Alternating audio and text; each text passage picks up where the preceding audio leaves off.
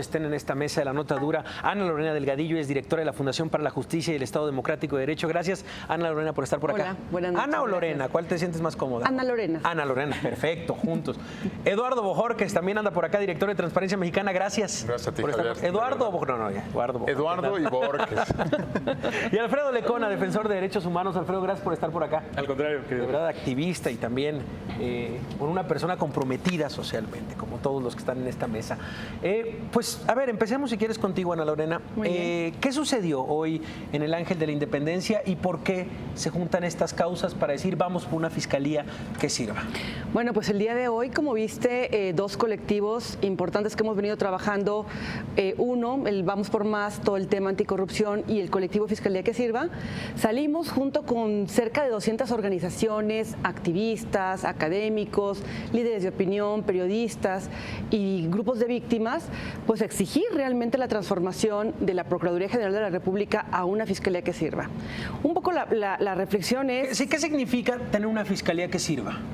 Una fiscalía que sirva, primero es una fiscalía que sea autónoma, que no sea una fiscalía dependiente del poder, en este caso del Poder Ejecutivo, pero de ningún otro poder, que sea una fiscalía que cumpla con requisitos mínimos como el perfil adecuado del titular, el proceso de selección adecuado, que tenga mecanismos de control interno adecuados, que tenga un servicio civil de carrera, que las competencias estén bien definidas. Nosotros estamos proponiendo, por ejemplo, también la creación de un Consejo Ciudadano para que esté como Consejo Ciudadano supervisando, pero sobre todo pues que dé respuesta frente a la impunidad, graves violaciones y frente a la corrupción que vive el país. Eduardo, ¿qué pusieron sobre la mesa? Más allá de decir sí, necesitamos esto, ¿cómo le ayudaron, hay que decirlo así, al Senado para decir esta es la ruta y esta es la ruta que la sociedad decide? Mira, a lo mejor no es algo que ocurra con mucha frecuencia en nuestra sociedad, pero cuando estos dos colectivos se sentaron a la mesa, lo hicieron primero para revisar qué se había propuesto ya en términos legislativos al Senado de la República. Entonces tomaron las 9 iniciativas que estaban presentadas en el Senado, tomaron los planteamientos que cada uno de los colectivos tiene para estos temas. Yo quiero decirles que Fiscalía que Sirva, digamos, además de su vida bajo el membrete Fiscalía que Sirva, agrupa a su alrededor una historia pues de más de 300 años de experiencia colectiva en temas de derechos humanos, en poner a las víctimas en el lugar que deben de tener, que no sean revictimizadas por la justicia. Y lo que encontramos con esa amplia experiencia, más lo que se planteaba en Vamos por Más, más lo que ya estaba en el Senado, se puso en algo, insisto, que es inusual, porque no es una iniciativa de ley, sino es un borrador ciudadano de dictamen para reformar la Constitución, en particular el artículo 102. Eso, Javier, es lo que vamos a entregar en cuanto inicie el periodo ordinario de sesiones. ¿Cuándo inicia? Inicia el 1 de septiembre. Tendrá que definirse quién es la nueva mesa directiva, cómo está constituida la Junta de Coordinación Política, la famosa JUCOPO, y se le entregará al Senado de la República. Que vaya experiencia que tenemos con la JUCOPO, ¿no? Por lo menos en la pasada, nos pusieron baches, trabas para este tema específicamente. Exacto. Pues es entregarles y decirles, está avanzado un predictamen, solamente para que ustedes lo tomen, lo analicen, lo discutan, idealmente por Parlamento abierto, Javier, y que pues podamos empezar a trabajar en lo que importa, que es que se apruebe este dictamen y que empecemos a tomar la ruta de transformar a la PGR en una fiscalía que, fíjate, yo creo que no son casuales los adjetivos que le hemos puesto, ¿no? Que sea autónoma. Eso es un acto formal, es la autonomía constitucional capaz, que sintetiza mucho lo que ha dicho Ana Lorena y muchos de los temas que se han planteado, independiente políticamente y sensible al tema de los derechos humanos. Necesitamos una fiscalía que tenga esas 4 cosas. Otros adjetivos bien pensados. Muy bien pensados. Alfredo Lecona, ¿es posible? ¿Cómo se maneja las fuerzas dentro del Senado? ¿Quiénes están presionando porque pase de manera automática el procurador a fiscal? ¿Cuáles son los equilibrios del Senado? Pues es muy notorio, sobre todo en los últimos días, que el Partido Revolucionario Institucional, el PRI, va a intentar antes de sentarse a ver un modelo de fiscalía con las características que han explicado Ana Lorena y Eduardo. O sea, antes de escuchar eso... Antes de escucharlo, lo que ellos hoy se atreven a decir esto. Vamos a escuchar lo que dice justamente el PRI de esta propuesta de Raúl Cervantes como fiscal general. Vamos a escucharlo. El apoyo que nosotros damos a Raúl Cervantes, que no quede duda, nosotros consideramos que Raúl Cervantes tiene la trayectoria, el profesionalismo y el desempeño público para tener la altísima responsabilidad de ser fiscal general de la Nación.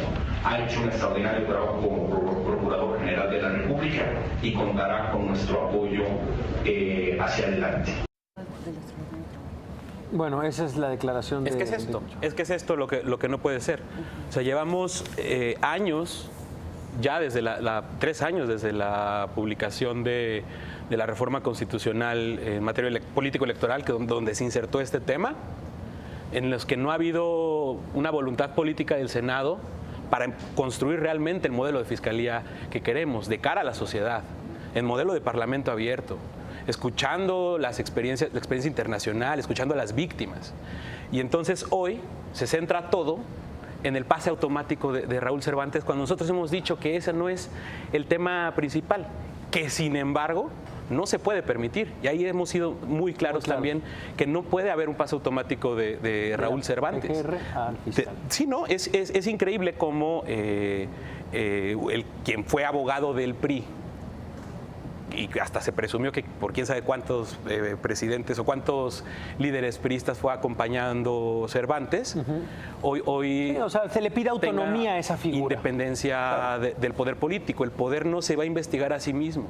Claro, y ahí está la muestra de lo que ha sido la PGR de Cervantes desde que llegó a estas fechas. O sea, no hay una garantía para nadie. Y el peligro que hoy tenemos es que nosotros estamos pugnando por la transformación completa, y eso implica una reforma constitucional, que como hay que dejarlo claro para tu auditorio, requiere de las 2/3 partes de los senadores. Claro. Pero para darle el paso automático a Cervantes y luego a ver qué pasa, qué se puede lograr, solo se necesita la mayoría simple, que es lo que están amenazando. Sí, le leíamos por ahí en varios medios, vamos por 3 votos.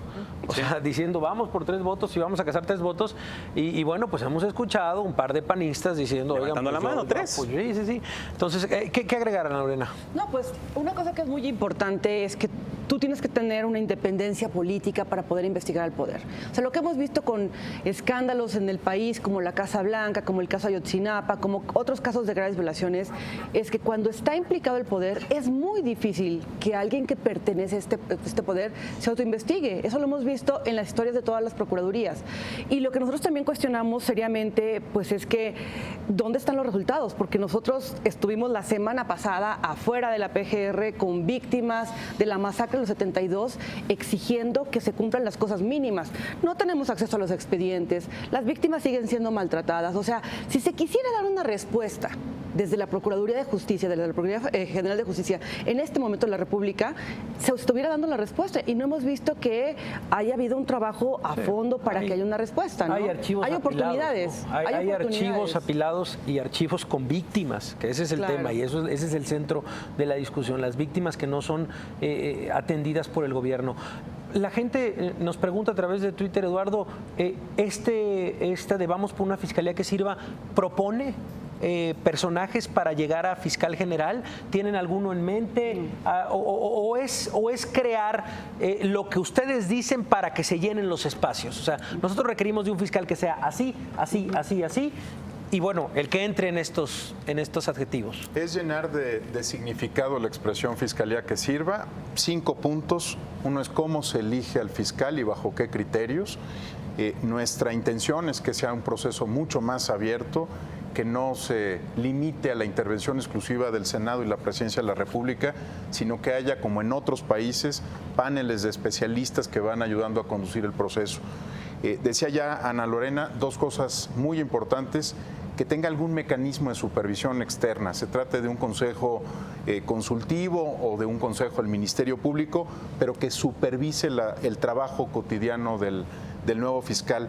Se trata de discutir, por ejemplo, cuáles son los mecanismos de control interno para que no se nos corrompa la institución con la facilidad con la que se ha corrompido desde su nacimiento. Se trata de discutir la profesionalización de la PGR y yo quisiera ya apuntar algo muy especial.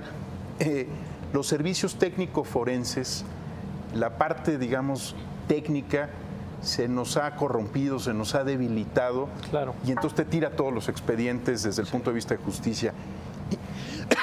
Y finalmente necesitamos un régimen de transición porque lo hemos platicado mucho en las mesas técnicas de estos colectivos. Pues no se trata de apagar la PGR y prender la fiscalía. No funciona así.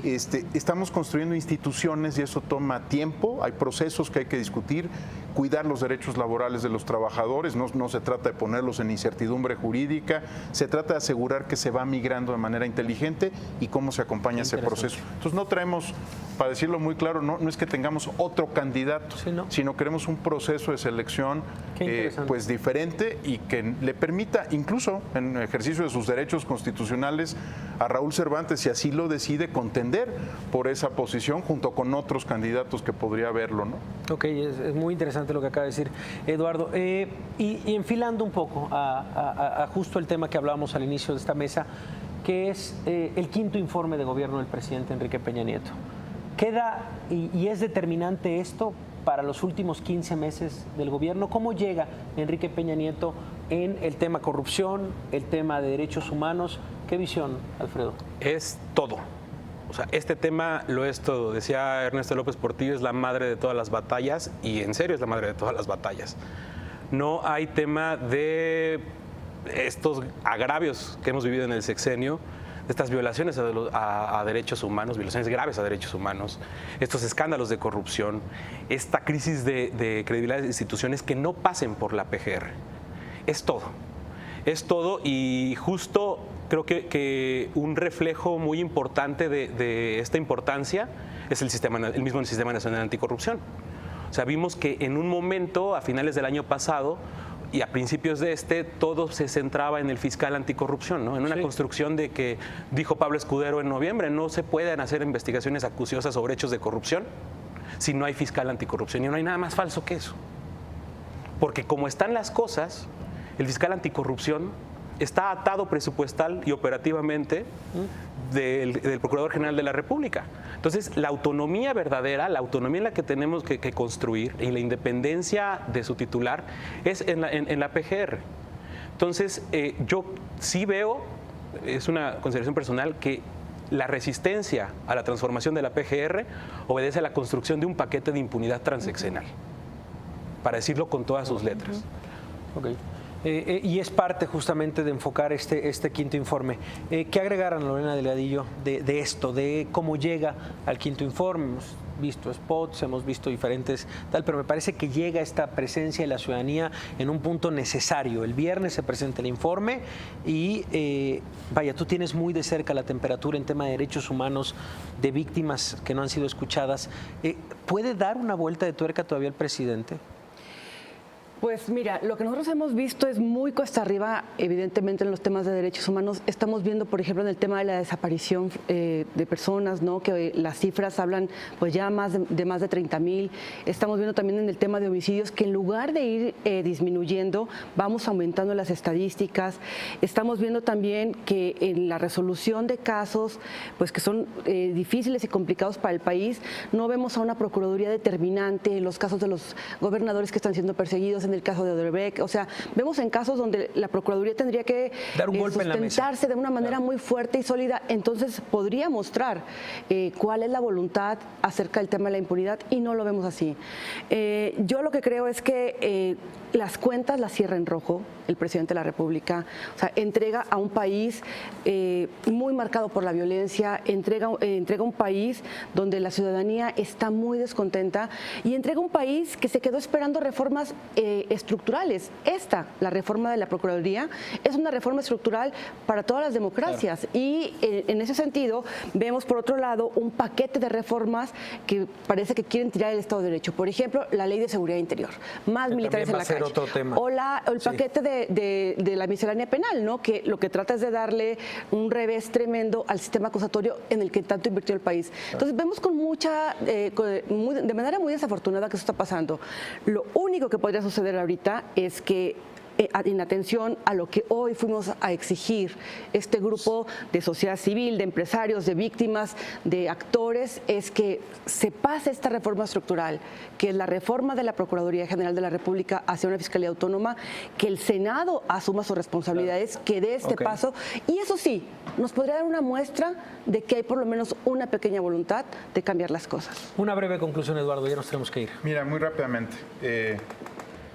Este se planeó como un sexenio de reformas estructurales y la reforma estructural que no llegó, porque no estaba realmente entre los planes del presidente, es la creación de un auténtico Estado de Derecho. Cuando el presidente anuncia que termina el ciclo reformador, es cuando terminan las reformas económicas y aquellas políticas que posibilitan el acceso al poder.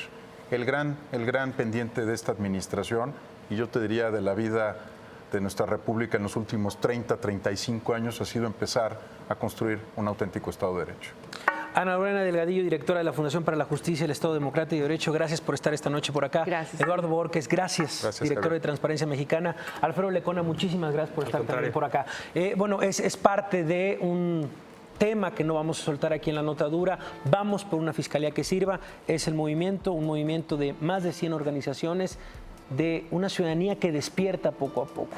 Eso de tiempos pasados fueron mejores, tal vez no tanto en la lucha contra la corrupción. Me parece que estamos viviendo un momento indispensable para dar una vuelta de tuerca en el tema hacia dónde queremos mirar y bueno, la construcción de un Estado de Derecho, muy buen comentario. Vamos a una pausa.